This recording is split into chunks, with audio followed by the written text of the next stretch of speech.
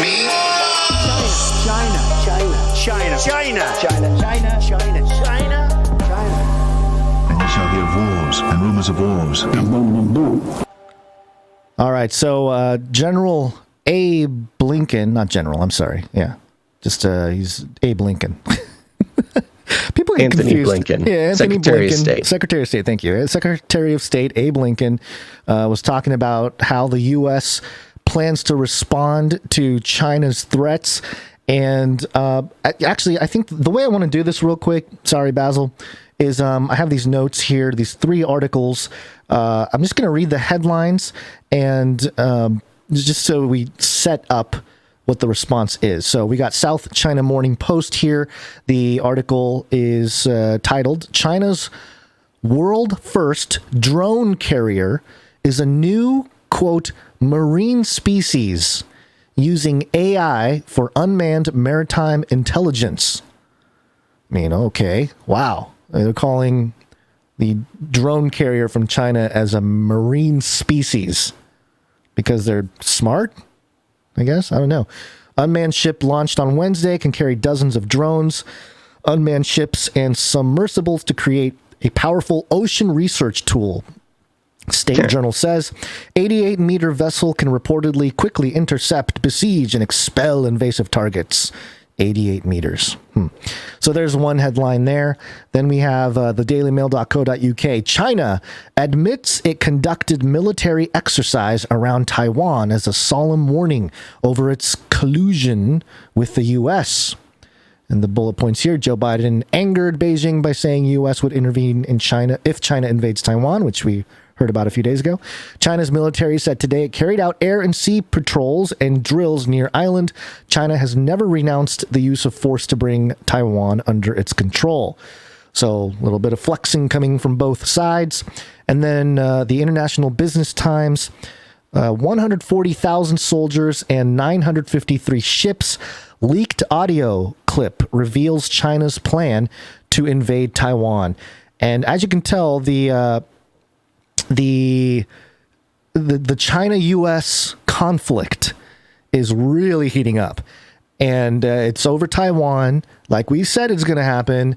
And this is apart from, and the reason why I knew it was going to really go off is 2 episodes ago, we didn't do it because of time, because there's so much in monkeypox and so much with what was happening in Uvalde.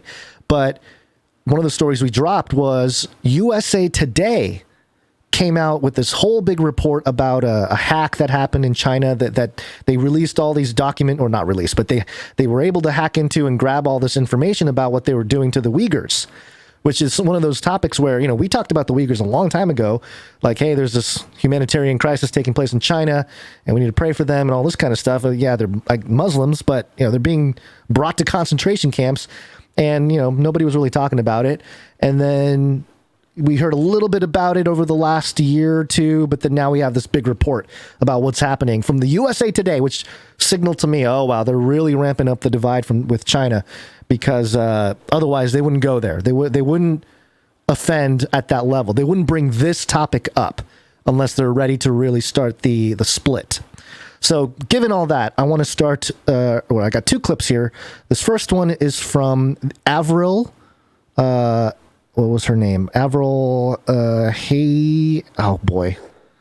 She's Avril Haines. I'm sorry. Avril Haines. She's the Director of National Intelligence, talking about the It's our view. Sorry. Oops.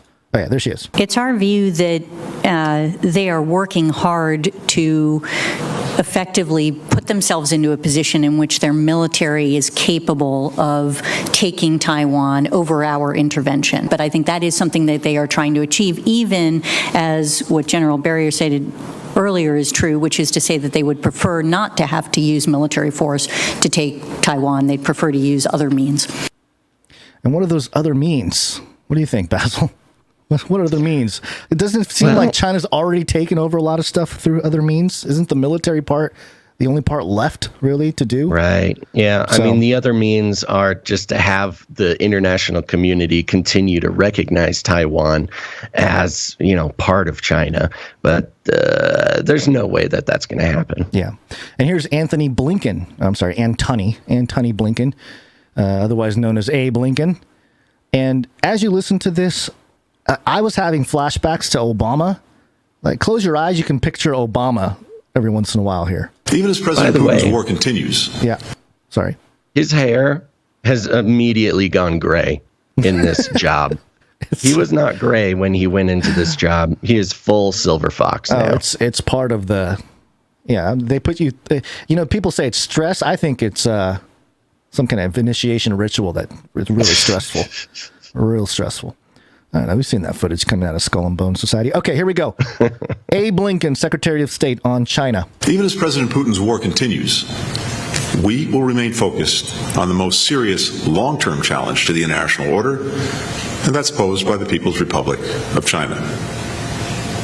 China is the only country with both the intent to reshape the international order and, increasingly, the economic, diplomatic, military, and technological power to do it.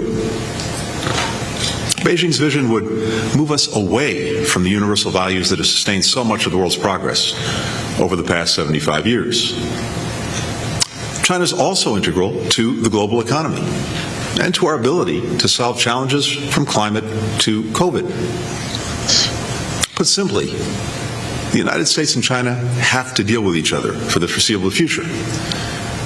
That's why this is one of the most complex and consequential relationships of any that we have in the world today. We don't seek to block China from its role as a major power, nor to stop China, or any other country for that matter, from growing their economy or advancing the interests of their people. But we will defend and strengthen the international law, agreements, principles, and institutions that maintain peace and security, protect the rights of individuals and sovereign nations, and make it possible for all countries, including the United States and China, to coexist and cooperate. This is a charged moment for the world. And at times like these, diplomacy is vital. It's how we make clear our profound concerns, better understand each other's perspective, and have no doubt about each other's intentions.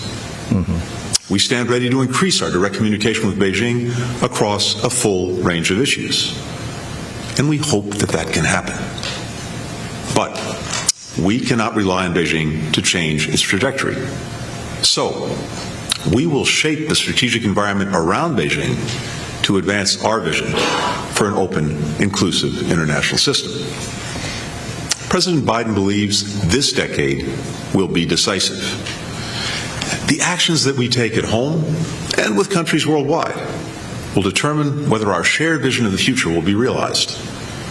To succeed in this decisive decade, the Biden administration's strategy can be summed up in 3 words: invest, align, compete. All right. You ready to Invest, align, compete. You know what it sounds like? It sounds like the U.S. is already lost. China's not going to change their trajectory, so we're going to build around their things so to create a more inclusive. What? Their whole thing is not being inclusive. That's like their whole thing. So how do you? We're going to build our own thing around their thing. Like, oh, you mean like their system in our country already?